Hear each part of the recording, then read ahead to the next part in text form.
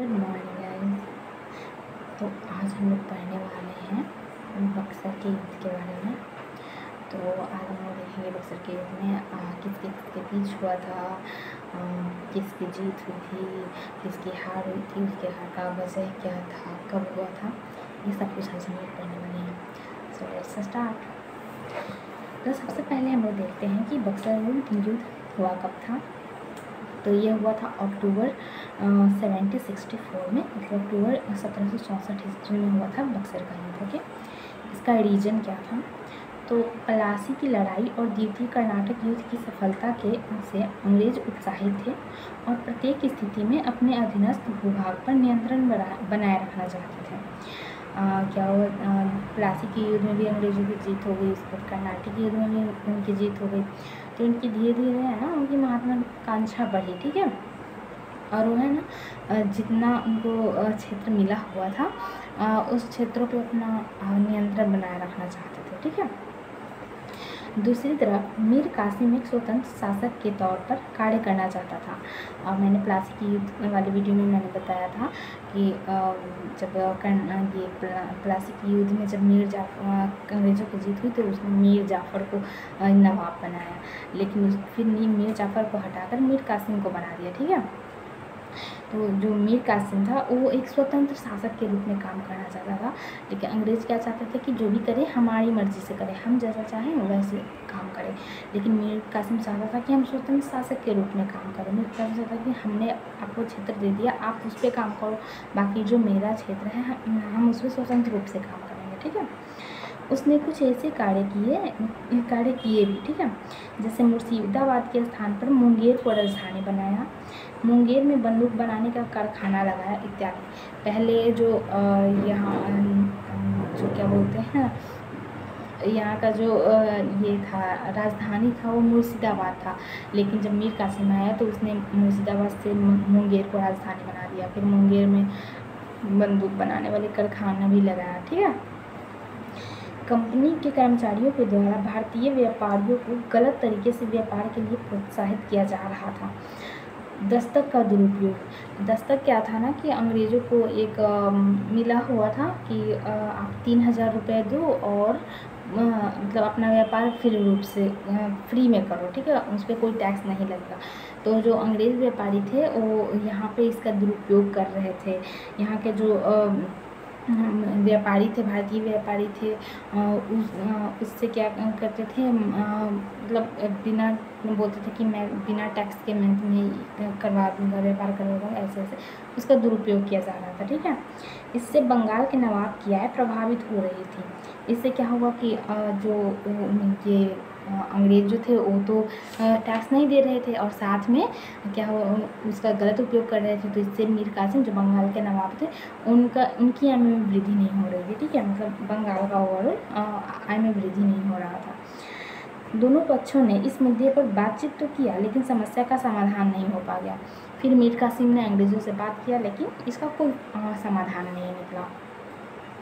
अंततः मीर कासिम ने भारतीय व्यापारियों को भी मुक्त व्यापार की अनुमति प्रदान की। लास्ट में क्या हुआ कि मीर कासिम हार मान गया और उसने क्या किया कि अब मीर कासिम बोले कि अंग्रेज़ों को तो कर में छूट है ही और ये लोग इसका दुरुपयोग कर रहे हैं, तो क्यों ना मैं भी मतलब आम जनता के लिए भी कर मुक्त कर दूँ, ठीक है। तो क्या किए, ये भारतीय व्यापारी जो ही यहाँ के व्यापारी थे उसके लिए भी क्या किए, कर मुक्त व्यापार का ये अनुमति दे दिए। इस मुद्दे को लेकर टकराव प्रारंभ हुआ और यह बक्सर की युद्ध का तत्कालीन कारण बना। इससे क्या हुआ, जब ये भारतीयों को भी मुक्त व्यापार का अनुमति दे दिए तो जो अंग्रेज़ थे उनके आत्मसम्मान को बहुत ठेस पहुंचा कि मतलब कि ये सभी भारतीय को हमारे से तुलना कर रहे हैं, हम मुक्त व्यापार कर रहे हैं तो इन सभी को मुक्त व्यापार करने के लिए दिया जा रहा है। साथ में उनको कोई फ़ायदा नहीं होने वाला था, क्योंकि पहले क्या करते थे वो लोग भारतीय व्यापारी से कुछ रुपया लेकर और वो अपना दस्तक का उपयोग करके उनके साथ व्यापार करते थे। लेकिन अब क्या हुआ कि अब तो सभी के लिए व्यापार मुक्त हो गया, तो अब वो अंग्रेज़ों को क्यों देंगे कुछ पैसे। तो इससे इन्हें बहुत ठेस पहुंचा अंग्रेज़ों को और ये जो बक्सर का युद्ध है इसका तत्कालीन कारण बना, ठीक है। मीर कासिम के स्थान पर अंग्रेज़ों ने मीर जाफ़र को बंगाल का नवाब बनाया। इससे क्या हुआ कि युद्ध हुआ, बक्सर का युद्ध हुआ और उसके बाद मीर कासिम को हटाकर और मीर जाफ़र को फिर से नवाब बना दिया गया। इसके पश्चात क्या हुआ, उस युद्ध के बाद फरवरी 1765 में बंगाल से संधि किया गया नवाब नजमुद्दौला से। ठीक है, बंगाल के सैनिकों की संख्या में व्यापक कटौती तथा बंगाल का प्रशासन नायब सूबेदार की सहायता से संचालित किया जाएगा और इसकी नियुक्ति अंग्रेजों द्वारा की जाएगी।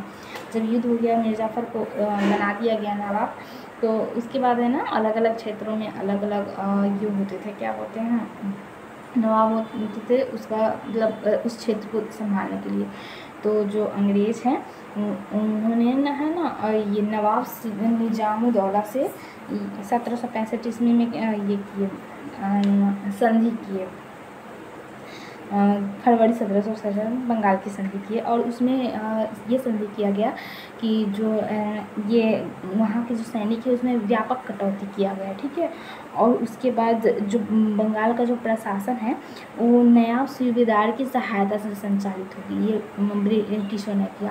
और वो जो नायब सूबेदार होगा उसको ये ब्रिटिश सरकार हायर करेगी, ब्रिटिश ईस्ट इंडिया कंपनी की जो थी वो उसको हायर करेगी। ओके, उसके बाद ये तो पहला संधि हो गया। उसके बाद दूसरा संधि हुआ अगस्त 1765 में। उसी साल अगस्त में मुग़ल शासक के इलाहाबाद की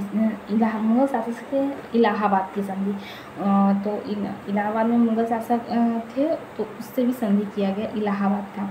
मुग़ल शासक को अंग्रेज़ों ने कोड़ा एवं इलाहाबाद का क्षेत्र दिया तथा 26 लाख रुपये वार्षिक पेंशन।